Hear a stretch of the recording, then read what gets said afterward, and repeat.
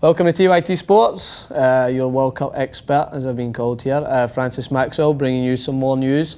However, we're going to go towards our top 10 lists. We had a couple before, and now we've been given one by CBS. But this list, I think you guys need to stick to news because it's pretty diabolical. But we'll go through it, and we'll kind of pick and choose who we think is a rough choice. So we're going to start off with Luis Suarez. At number 10, I mean, why is he at number 10? I don't understand. The guy who's just totally demolished the English Premier League this season. Phenomenal. I mean, there's no doubt that he's very controversial. I'd be watching him no matter what. I mean, anyone who comes over who can bite another opponent is someone that you're going to look out for in the World Cup. But his goal scoring ability is unbelievable. I mean, look at that. Imagine being bitten by those Nashers. Look at those. That's phenomenal. Anyway, but aside from that, football-wise, I'm here to talk about the ability. He's unbelievable. One of my favourite strikers to watch, and I think he should be top 5 at least in this list as a player to watch. So number 9, Ozil. Remember, Ozil had a great start to the season. He flourished, but then he just died off. And I mean, even in newspapers, like one of my favourite go-to papers, The Herald, they called him lazy and disinterested. And I think 2010, he was unbelievable in the World Cup. One of my favourite players to watch in that. But his 42.5 million price tag, I think, has went to his head. And specifically against teams like Bayern Munich, some of the bigger games, he didn't perform as well as he could. So he was even considered to Zidane in one of these things. That is ridiculous. That's like me being considered to Zidane. That's how far-fetched that is. And I'm pretty good, but I'm not that good. That's diabolical, to say the least. But top 10, there's no way. I would put him in my top 10. Maybe 2010, yes, but not in this World Cup. So we're moving on to number 8. Jason's favourite, Balotelli, who likes wanting to copy his hairstyle, apparently, Jason. So good luck with that. I'll hand you the clippers. So Balotelli is another one similar to Suarez. You're going to watch him no matter what. He's always, eyes are always on Balotelli, and he loves it. He loves the drama, but he's not actually been in the best run of form. He actually cried when he took off in one of his Serie A games, I think against Napoli. I think it was. He cried when on the bench. So he's obviously a little sensitive right now, but that can always come out to hurt other opponents when he's got a will to win. And as I said, he loves to have eyes on him. We all remember the famous celebration where he took off his shirt and flexed a little bit. So he should still be in the list. I think he's a good player, and everyone should be watching him in the World Cup, spearheading Italy. Number 7 is Robin. Number 6 is Rooney. I think they're okay to be in there, but then we go to number 5. So this is the peak of world competition. I mean, it is a United States-based news story, so I do understand they could maybe have to be patriotic in some way, but Clint Dempsey is not a bad player, but there's no way he should be in a top 10 of players to watch in the World Cup. Top 10. I mean, he plays with the Seattle Sounders.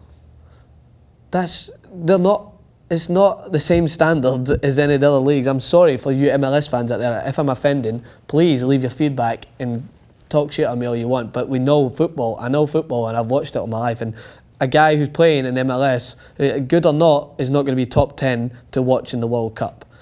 It's just baffling. But as I said, they are CBS. They are trying to maybe be patriotic a bit, understand that he is United States' best player, but not in the top. I mean, he's 5, then Iniesta's 4.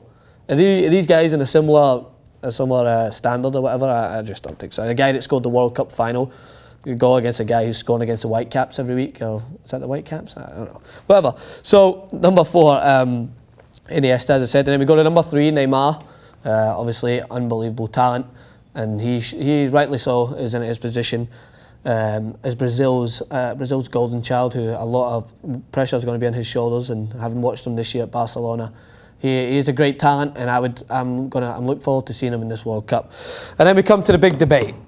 Ronaldo's at 2, Messi's at 1.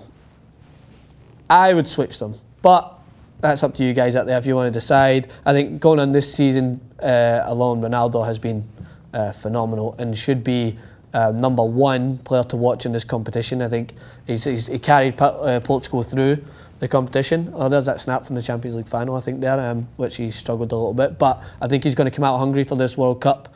I think he's going to be the player to watch, and obviously Messi following will be number 2 for me. But in this list, he's number 1 to watch. Again, another player who's not exactly stepped up as much in the World Cup as people expect him to do, considering how good he's been in his club games. So both of them are going to be the number 1 and 2 to watch. So here, time for Francis's usual input. I can't help but be opinionated. And there's guys, I've spoke before about Yaya Toure. He's one of my favourite players, and he is going to be one player to watch.